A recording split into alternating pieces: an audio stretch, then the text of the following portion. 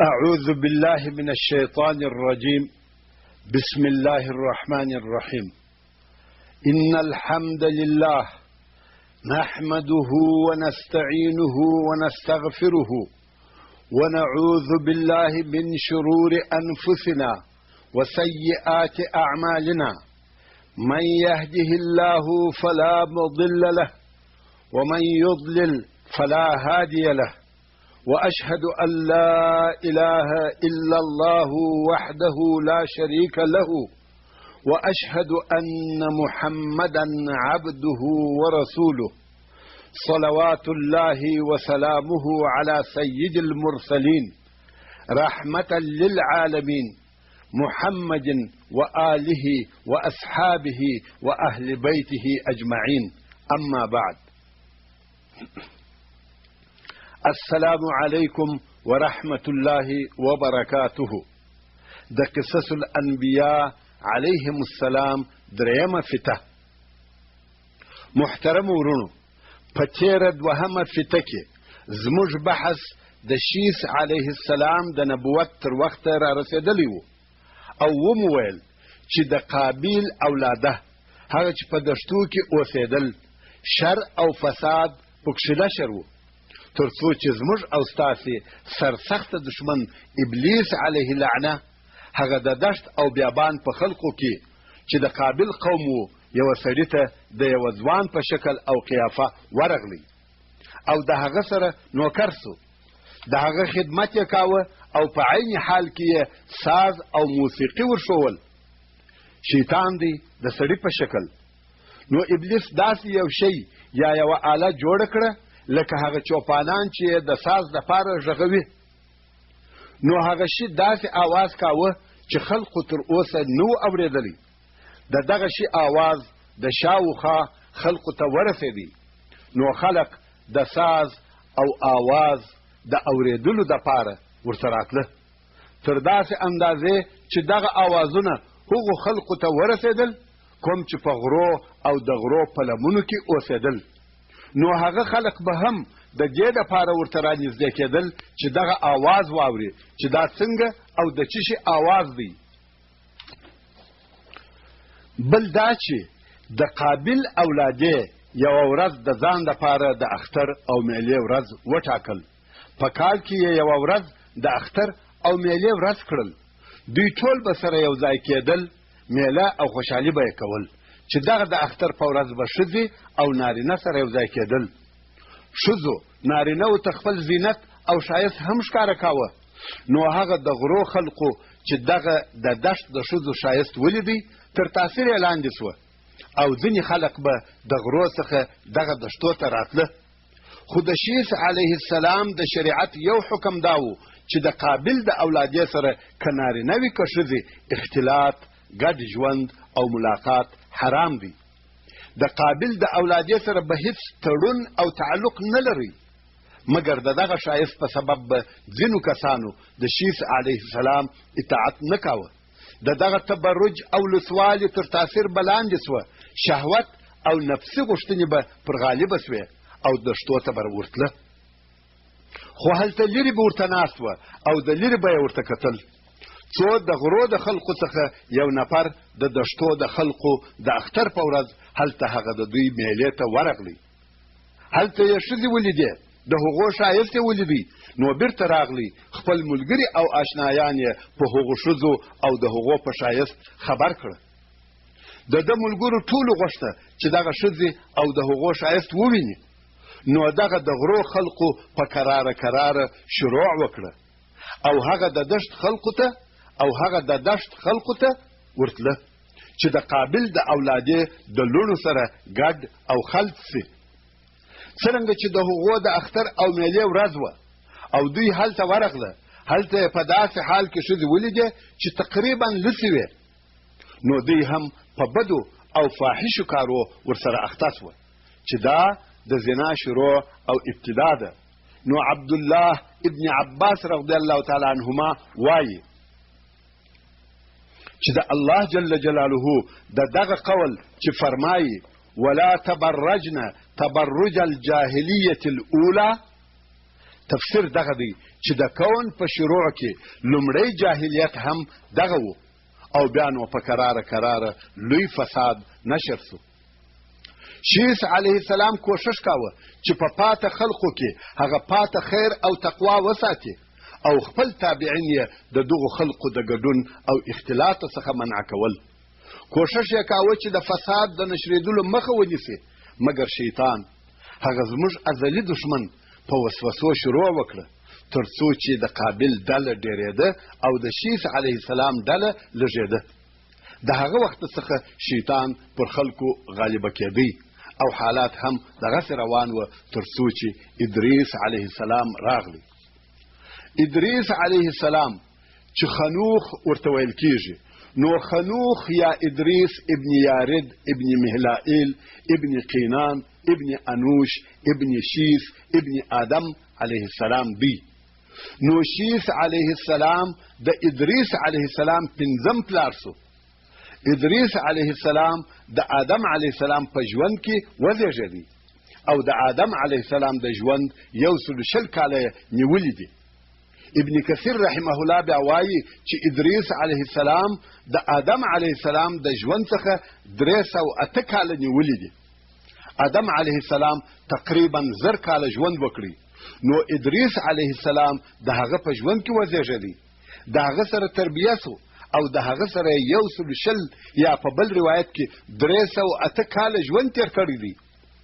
څرنګه چې آدم علیه السلام 980 کاله ژوند کړی دی، نو شپږم مسیح لا هم تربیه کړی چې ادریس علیه السلام دی. کله چې آدم علیه السلام وفات سو او بیا تر هغه وروسته شیس علیه السلام وفات سو، الله جل جلاله د آدم علیه السلام په نوره پاته اولاده کې ادریس علیه السلام په نبوت سره غوره او اختیار کړی. په هغه حدیث شریف کې چې ابن حبان یې روایتوي وایي پس له آدم او شیس علیهم السلام څخه اول نبی ادریس علیه السلام دی. او په همدغه حدیث شریف کې رسول الله صلی الله علیه و آله وسلم فرمایي لومړی هغه څوک چې په قلم یې خط لیکلی دی ادریس علیه السلام دی. نو ادریس علیه السلام اول هغه څوک دی چې د خلقو په منځ کې لیکنه نشر کړې ده. ابن کثیر رحمه الله د ادریس علیه السلام د قیافې او خویو دقیق وصف بیانوي او وایي ادریس علیه السلام په قد جګ و، مخ یې ښایسته و، ږیره یې ګڼه وه، نمکي او ښه ایسېدی، لاسونه یې اوږده وه، ځګر یې پلن او برداره و، غټ او هډور و، غوښه یې لږ وه یعنې پنډ او چاغ نه و، سترګې یې تورې روښانه او ځلانده وې، خبرې یې آرامې کولې، سکوت او پټه خولهوالی یې ډېر و، پښې او لاسونه یې آرام وه یعنې آرام به ناست و، ډېر حرکتونه یې نه کول. د تګ په وخت کې یې ځمکې ته ډېر کتله، فکر یې ډېر و یعنې همیشه به د الله جل جلاله په مخلوقاتو او قدرت کې فکر او تأمل کاوه. چهره یې غمجنه معلومېدل، کله چې به قهر ورغلی آواز به یې لوړ سو، کله چې به یې خبرې کولې سبابه ګوته به یې ښورول. سبابه تر بټې ګوتې وروسته دغه بله ګوته ده. ادریس علیه السلام د شیس علیه السلام پر شریعت باقی پاته و، مګر ځینې نور احکام او شریعتونه یې پر زیاتول. کله چې یې ولیدل چې فساد نشریږي او هغه د قابل ډله پر صالحه مسلمانانو تیری او تجاوزونه کوي، نو یې جهاد مشروع کړی. جهاد یې د دین د احکامو جز او لازم وګرځاوه. نو ادریس علیه السلام اول هغه څوک دی چې فی سبیل الله جنگ او جهاد یې کړی دی، او اول هغه څوک دی چې په فی سبیل الله جنگ او جهاد کې بندیان نیولي دي. مګر اول هغه څوک چې د کفارو څخه غنیمتونه اخیستي دي هغه سید المرسلین و خاتم النبیین محمد مصطفی رسول الله صلی الله علیه و آله وسلم دی. د غنیمتو د اخیستلو اجازه یوازې رسول الله صلی الله علیه و آله وسلم او د هغه امت ته شوې ده. نو ادریس علیه السلام د سپرو او پیاده خلقو څخه یو لشکر جوړ کړی او د قابل پر قوم یې حمله وکړه. هغو ته یې ماته او شکست ورکړي او بندیان یې ځینې ونیول او له دغه وخته څخه د حق او باطل د خیر او شر په منځ کې جنګونه او جهاد شروع سو. د ادریس علیه السلام د ژوند په اړه نور زیات معلومات نه دي ذکر شوي بې له دې څخه چې الله جل جلاله د خپل کتاب قرآن کریم په سورت مریم کې ذکر کړی دی او فرمایي واذکر فی الکتاب ادریس انه کان صدیقا نبیا، چې دا د سورت مریم 56 نمبر آیات دی.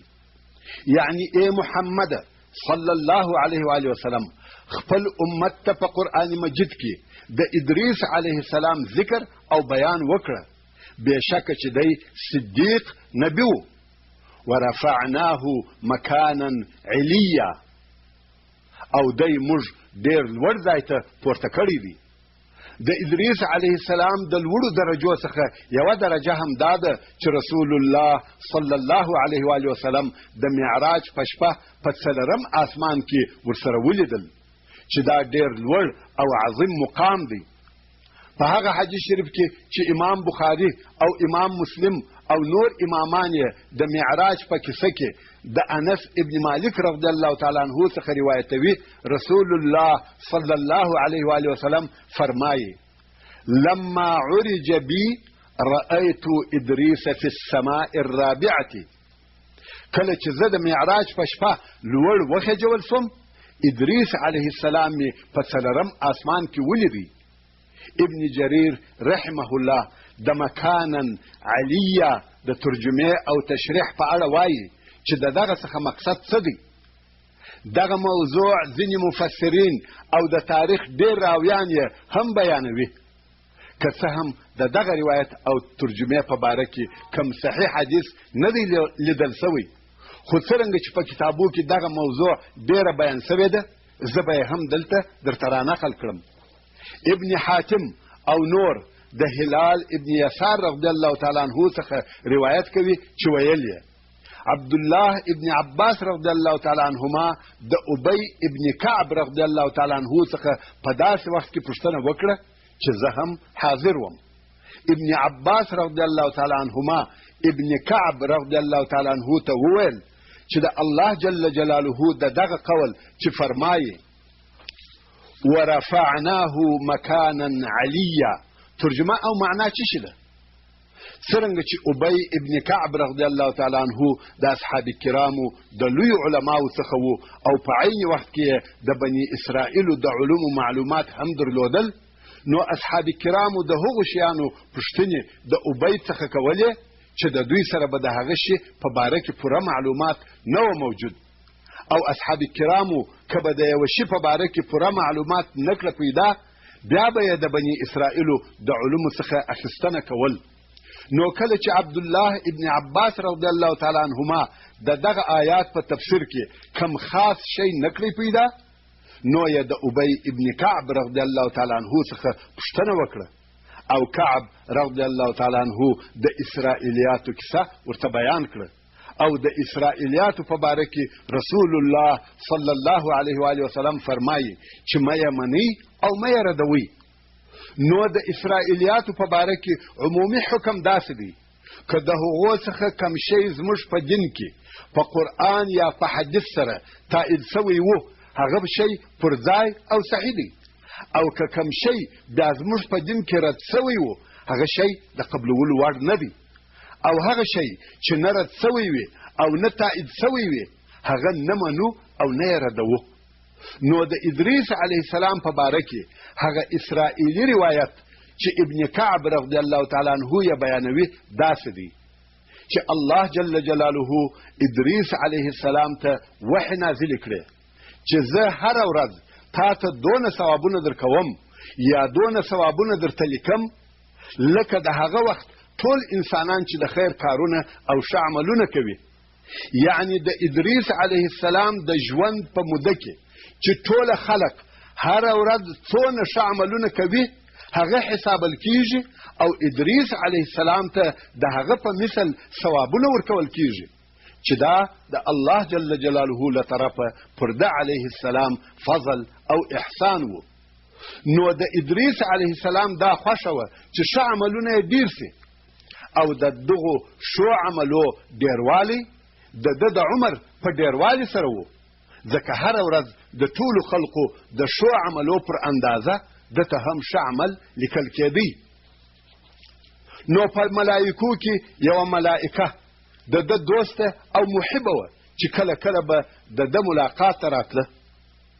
نو یوه ورځ هغه د ده دوسته ملائکه ورته راغله او ادریس علیه السلام ورته وویل الله جل جلاله خبر را کړی دی تر څو چې زه ژوندی یم هره ورځ چې ټول خلق څونه ښه عمل کوي په هغه اندازه یا هغونه ښه عمل ما ته هم لیکل کیږي.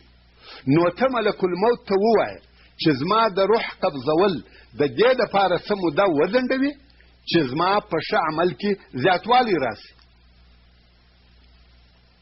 هغه ملایکې ورته وویل چې زما خو څه په وسه نه ده پوره او ملک الموت هم د الله جل جلاله له طرفه مامور دی، خو بیا به هم زه کوښښ وکړم. نو یې ادریس علیه السلام د وزرو په منځ کې ورسره واخیستی او هغه ملکه اسمان ته پورته سوه.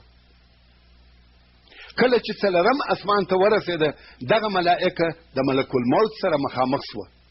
نو دغه ملائکې د ملک الموت څخه وغوښته چې د ادریس علیه السلام د روح قبضول د څه مودې دپاره وځنډوي. ملک الموت ورته وویل ادریس علیه السلام چیرې دی؟ ملائکې وویل هغه دغه دی زما سره دی. ملک الموت وویل یا للعجب، ډیره عجبه ده. الله جل جلاله امر کړم چې د ادریس علیه السلام روح په څلرم اسمان کې قبض کړه. نو ما د ځان سره وویل څرنګه چې دی په مځکه کې دی زه یې څنګه په څلرم اسمان کې روح قبض کړم؟ څوک او څه شي به یې څلرم اسمان ته راولي؟ نو د ادریس علیه السلام روح هلته په څلرم اسمان کې قبض سو. بیا نو کعب رضی الله تعالی عنه وویل د الله جل جلاله د هغه قول چې فرمایي ورفعناه مکانا علیا، ترجمه دغه ده چې ادریس علیه السلام لوړ پورته کړل سو لکه عیسی علیه السلام چې لوړ بوتلل سو، مګر د عیسی علیه السلام روح نه دی قبض سوی بلکې تر اوسه ژوندی دی، خو د ادریس علیه السلام روح هلته لوړ قبض سو. اوس چې ادریس علیه السلام وفات سو او بل نبی نه راولېږل سو نو بشر او انسانان د آدم، شیس او ادریس علیهم السلام پر شریعت پرېښول سوه. په دغه وخت کې بیا فساد نشر سو، خلقو نور هم پر خپل فسق او فجور زیاتوب کاوه، مګر بیا هم ټول خلق موحدین وه. تر دغه وخته د بوتانو عبادت نه و نشر سوی. د آدم علیه السلام تر وفات وروسته بیا هم خلق زر کاله نور پر توحید پاته وه. هو فسق او فساد، فجور او بدکارونه پکښې نشر وه، مګر موحدین وه، د بوتانو عبادت یې نه کاوه. الله جل جلاله فرمایي کان الناس امة واحدة فبعث الله النبیین مبشرین ومنذرین، چې دا د سورة البقره 214 نمبر آیات دی.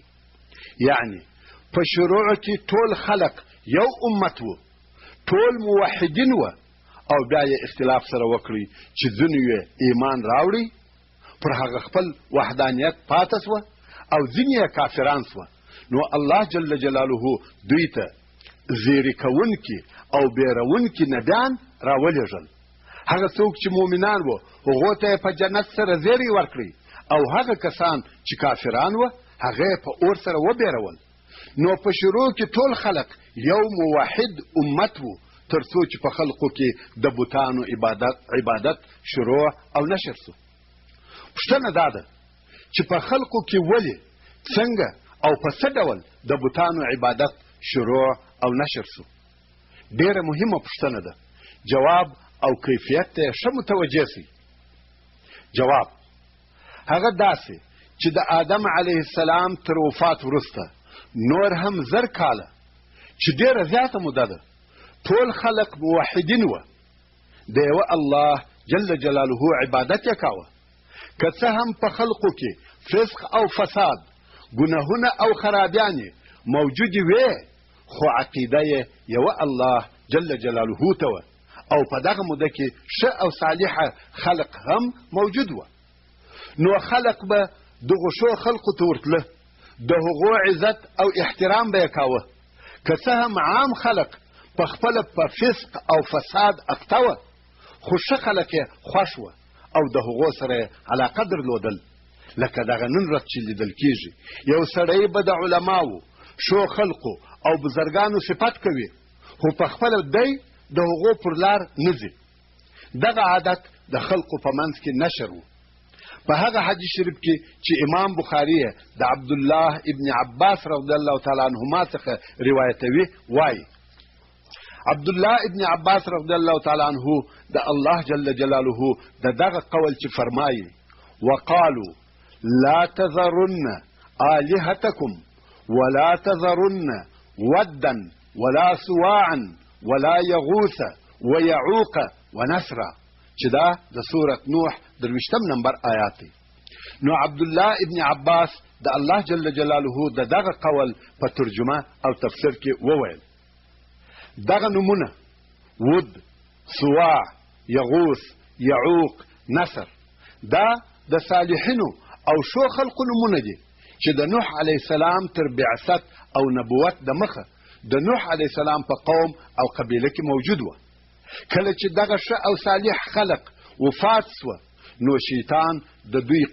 د قوم په زړو کې ورواچول چې پر هغو ځایو کم چې دغه ښه خلق به هلته د وعظ او درس دپاره کښېنستل یوه نقشه او علامه یوه ډبره کښېږدي او دغه ډبرې د هغو ښو خلقو په نومو سره وبولي یا یادې کړي دغه کار د دې دپاره وکړئ چې هغه ښه خلق مو هیر نسي او دغه ډبرې به د هغو د یادولو دپاره یوه نقشه او علامه وي د هغو ښو خلقو قوم هم د شیطان په لارښوونه دغه کار وکړي یوه ډبره یې د ود په نامه سره یاده کړه او بله ډبره یې د یعوق په نامه سره وبلل همدارنګه یې د نصر او د هغو نورو ښو خلقو دپاره یې ډبرې کښېښوې دغه ډبرې ټولې د هغو ښو خلقو د یادولو دپاره کښېښول سوې او چا یې عبادت نه کاوه بیا هم خلق موحدین وه کله چې د دغه عصر او زمانې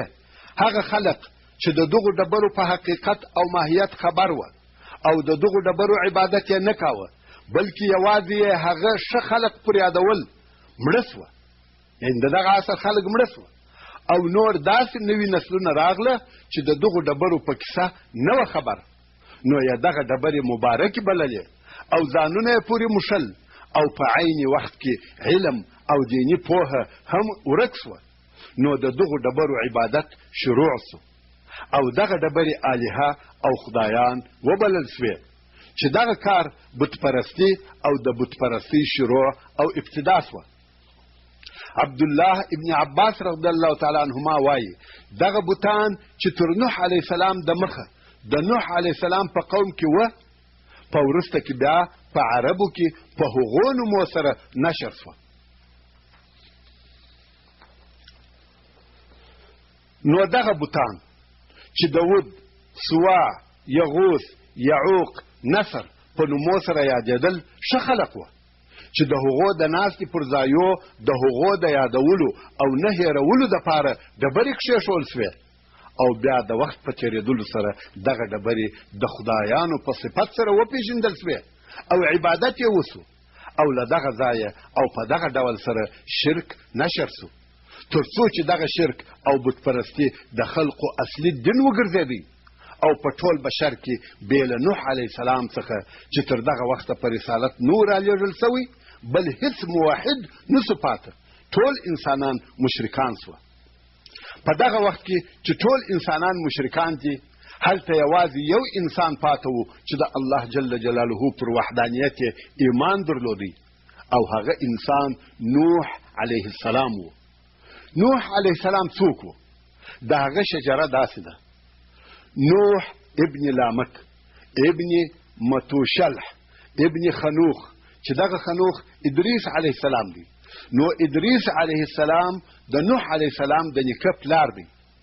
په دغه وختو کې د خلقو عمرونه زیات وه، هر یوه به په 100 کلو ژوند کاوه، او په خپله نوح علیه السلام تر 1000 کاله زیات ژوند کړی دی.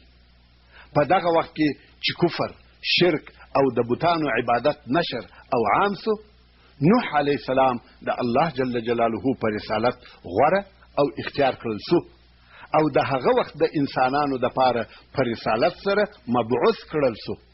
په هغه حدیث شریف کې چې حاکم یې په خپل مستدرک کې د عبد الله ابن عباس رضی الله تعالی عنهما څخه روایتوي، وایي: کان بین نوح و آدم 10 قرون كلهم على شريعة من الحق. يعني د نوح او آدم علیه السلام په منځ کې 10 قرن وه، ټوله پر حق دین وه. قرن 100 کلو ته ویل کېږي. نو د آدم علیه السلام تر وفات وروسته 1000 کاله ټول خلق مسلمانان او موحدین وه. هو فسق او فجور، فساد او ګناهونه موجود وه، خو شرک نو موجود. او بیا د شیطان په وسوسه بوتان پیدا سوه، او د هغو بوتانو عبادت شروع سو، او بیا د بوتانو عبادت اصلي دین وګرځېدی، څو توحید او ایمان نیست او نابود سوه، او ټول خلق مشرکان سوه. نو نوح علیه السلام په رسالت سره راغلی، او د الله جل جلاله د دین د دعوت په لار کې ډیر زیات کوشش وکړي. الله جل جلاله د سورة نوح په لومړي او وروستنیو آیاتو کې فرمایي: بسم الله الرحمن الرحيم. إنا أرسلنا نوحا إلى قومه أن أنذر قومك من قبل أن يأتيهم عذاب أليم. قال يا قوم إني لكم نذير مبين أن اعبدوا الله واتقوه وأطيعون. يغفر لكم من ذنوبكم ويؤخركم إلى أجل مسمى، إن أجل الله إذا جاء لا يؤخر لو كنتم تعلمون. قال رب إني دعوت قومي ليلا ونهارا فلم يزدهم دعائي إلا فرارا، وإني كلما دعوتهم لتغفر لهم جعلوا أصابعهم في آذانهم واستغشوا ثيابهم وأصروا واستكبروا استكبارا، ثم إني دعوتهم جهارا، ثم إني أعلنت لهم وأسررت لهم إسرارا، فقلت استغفروا ربكم إنه كان غفارا، يرسل السماء عليكم مدرارا، ويمددكم بأموال وبنين ويجعل لكم جنات ويجعل لكم أنهارا. ما لكم لا ترجون لله وقارا وقد خلقكم أطوارا. ألم تروا كيف خلق الله 7 سماوات طباقا وجعل القمر فيهن نورا وجعل الشمس سراجا، والله أنبتكم من الأرض نباتا ثم يعيدكم فيها ويخرجكم إخراجا،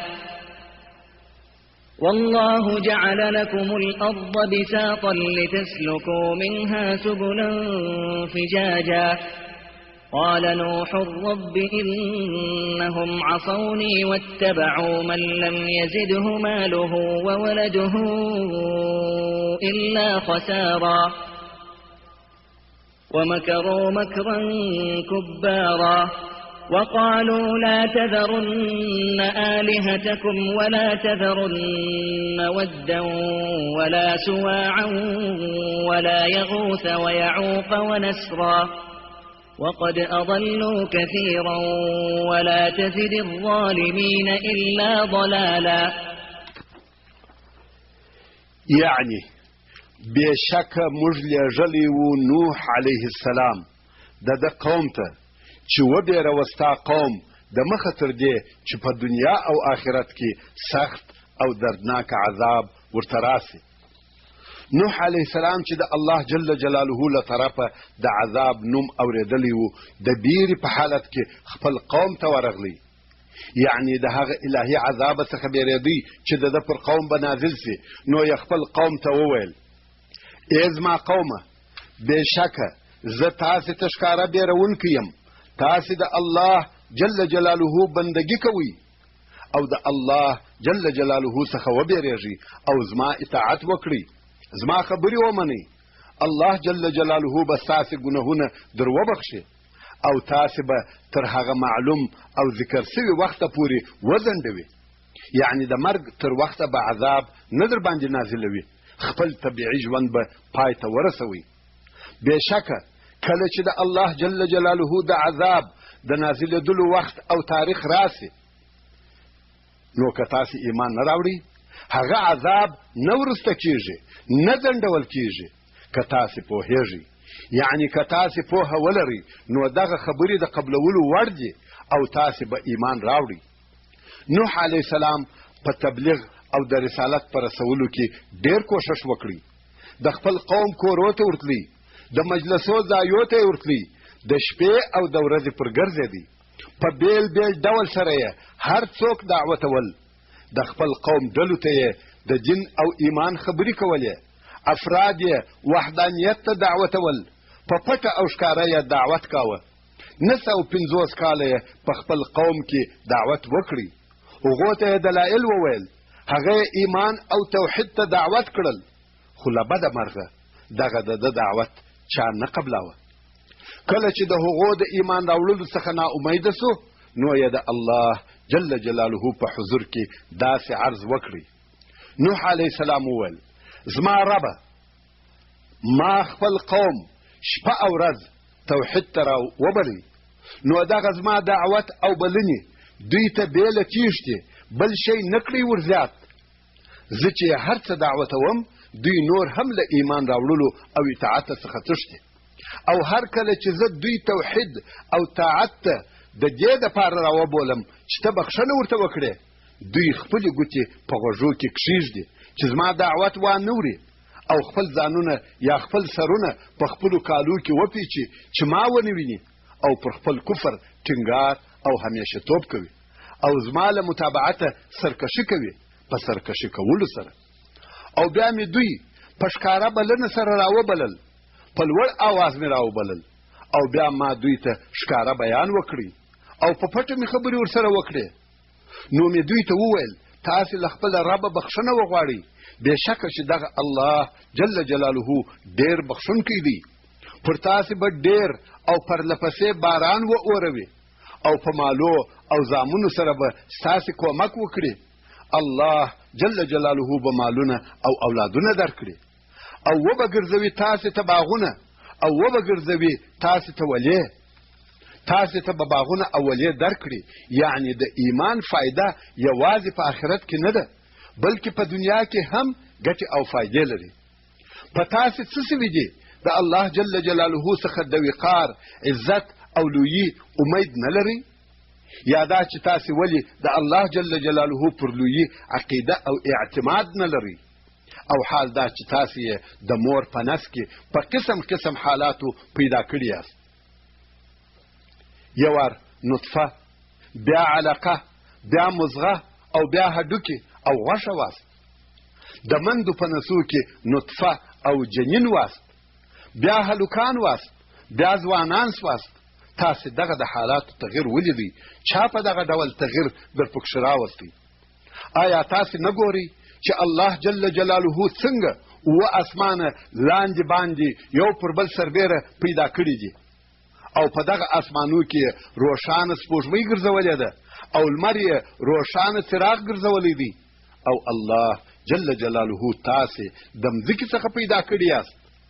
زموږ پلار آدم علیه السلام د خاورو څخه پیدا شوی دی او بیا انساني نطفه د غذا او خوړو څخه پیدا کیږي او د خوړو ټول اقسام له مځکې پیدا کیږي او بیا مو پس له مرګه بیرته په دغه مځکه ننباسي او بیا مو بیرته له دغې مځکې څخه راباسي چې دا د بعث او نشور وخت دی او الله جل جلاله ستاسې دپاره مځکه غوړولی فرش ګرځولې ده تر څو چې تاسې د دغه مځکې پر لویو لارو ولاړ شئ. دغه ټول هغه حالات او دلایل وه چې د نوح علیه السلام او د ده د قوم په منځ کې ویل سوي یا پیښ سوي وه او خپل رب عز وجل ته یې عرض کړه. په دغه وخت کې د نوح علیه السلام د قوم حاکم او امیر یو کافر پاچا و. هغه پاچا ټول قوم په دې سره امر کړی چې هیڅوک دې د نوح علیه السلام خبرې نه اوري، غوږ دې نه ورته نیسي، بلکې د نوح علیه السلام سره دې نه مخامخ کیږي، نه دې ورسره ویني او نه دې څوک د بوتانو عبادت پرېږدي. قوم هم د پاچا متابعت وکړي او نوح علیه السلام یې پرېښاوه او دا هم د نوح علیه السلام د هغه قول معنا او مقصد دی کوم چې الله جل جلاله د نوح علیه السلام قول را نقلوي او فرمایي: قال نوح ربي انهم عصوني واتبعوا من لم يزده ماله وولده الا خساره.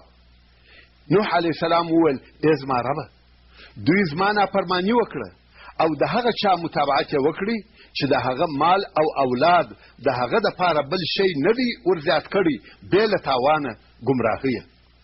د دې پر ځای چې دغه د قوم مشران د مال او اولاد درلودلو په سبب شکر ادا کړي، سرکشي او ګمراهیه زیاته سوه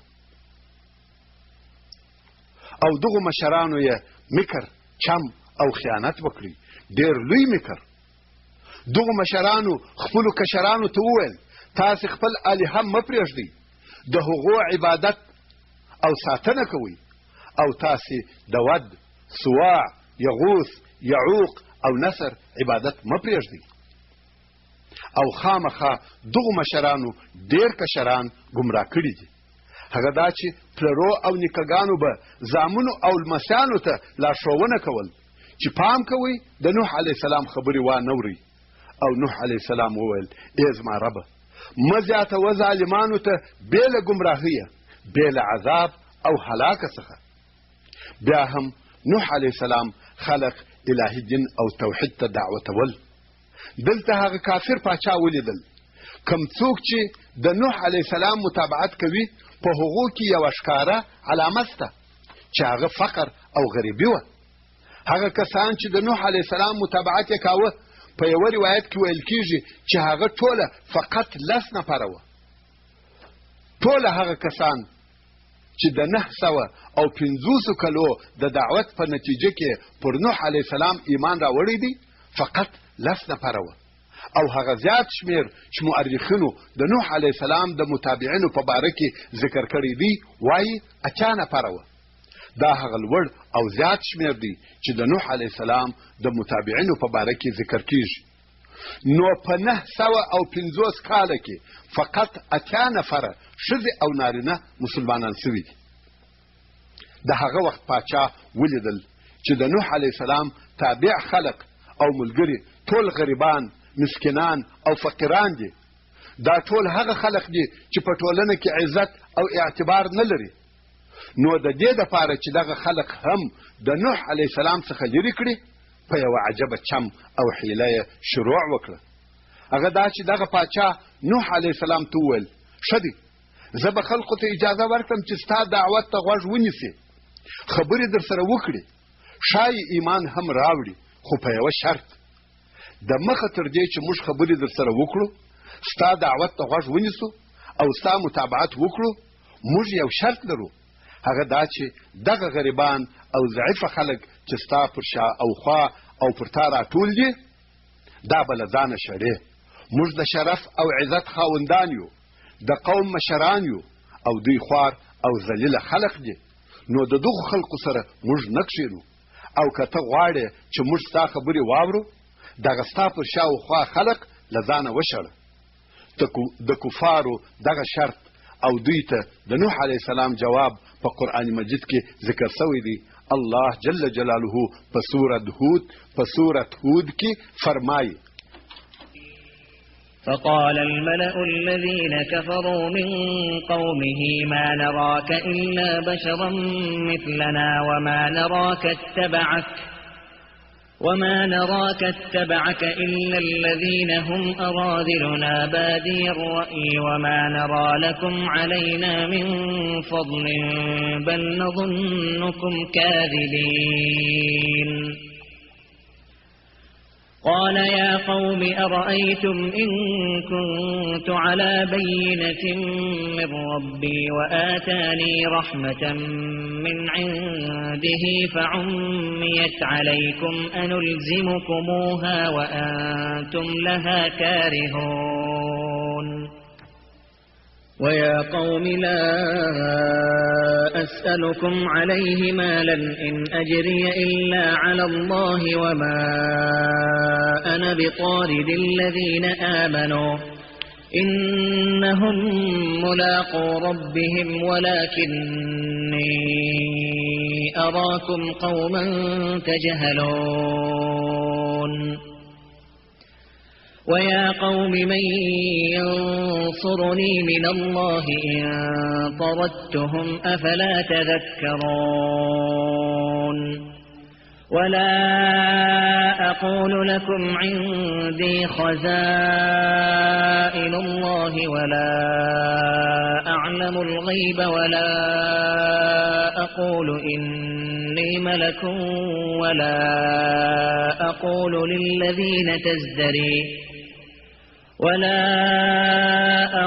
للذين تزدري أعينكم لن يؤتيهم الله خيرا الله أعلم بما في أنفسهم إني إذا لمن الظالمين. قالوا يا نوح قد جادلتنا فأكثرت جدالنا فأتنا بما تعدنا إن كنت من الصادقين. قال إنما يأتيكم به الله إن شاء وما أنتم بمعجزين.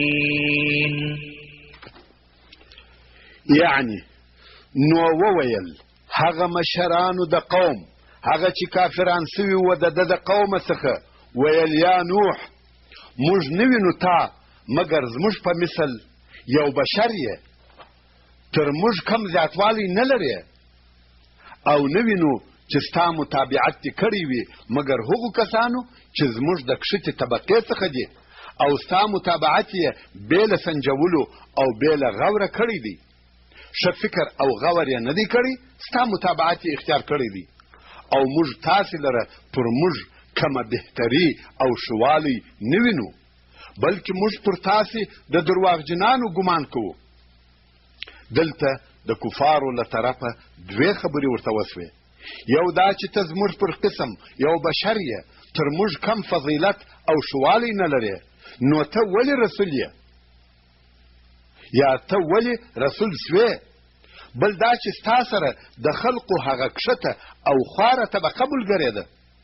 نوح علیه السلام د دوی په جواب کې وویل: ای زما قومه، آیا وینئ که زه د خپل رب له طرفه پر سمه لار وم او الله جل جلاله له خپله طرفه رحمت را کړی وي، خو هغه ستاسې د سترګو څخه پټ وي، تاسې یې نه وینئ. آیا زه تاسې د هغه په قبلولو مجبوره کولی سم؟ حال دا چې تاسې هغه بد بولئ، انکار ځینې کوئ، نه یې غواړئ. هو دا صحیح خبره ده چې نبي باید د عامو انسانانو څخه ډېر فرق او توپیر ولري، خو هغه فرق یې په مال، دولت، حکومت او دنیوي شیانو کې نه وي، بلکې هغه فرق یې په ښو اخلاقو، تقوا، د الله جل جلاله څخه بیره، حق ویل او حق خوښول، د خلقو سره همدردي او معجزو سره وي. نو نوح علیه السلام وویل دغه د نبوت او رسالت فضیلتونه په ما کې موجود دي، مګر ستاسې سترګې د هغو د لیدلو څخه عاجزه دي. نو زه په زور سره تاسې ته هغه نور او رحمت درښکاره کولی سم. مقصد دا چې زما نبوت او رسالت ستاسې په سترګو نه لیدل کیږي، او د هغه سبب دا دی چې ستاسې د زړو سترګې ړندې او تړل سوي دي. او ای زما قومه، زه ستاسې څخه پر دغه تبلیغ کم مال او تنخواه نه غواړم. نه دی اجر زما مګر پر الله جل جلاله، زما اجر او ثواب پر الله جل جلاله دی. او زه ستاسې په وینا هغه کسان نه شړم چې ایمان یې راوړی دی. بېشکه دوی د خپل رب سره ملاقات کوونکي دي. که زه دوی وشړم، دوی به هلته د الله جل جلاله په حضور کې زما سره دعوه وکړي، مګر زه وینم چې تاسې جاهله قوم یاست. ای زما قومه، که ما دوی وشړل، څوک به زما کومک وکړي چې د الله جل جلاله له عذابه مې وساتي؟ آیا فکر نه کوئ او تاسې پند نه اخلئ؟ او زه تاسې ته نه وایم چې زما سره د الله جل جلاله خزانې سته، او نه په غیبو خبر یم، او نه وایم چې زه ملائکه یم. او د هغو فقیرانو او ضعیفه مؤمنانو کوم چې تاسې په سپکه سترګه ورته ګورئ په اړه او باره کې نه وایم چې الله جل جلاله به دوی ته هیڅ خیر ور نه کړي. الله جل جلاله په هغه صدق او اخلاص چې د دوی په زړو کې لطفا فته واړوه.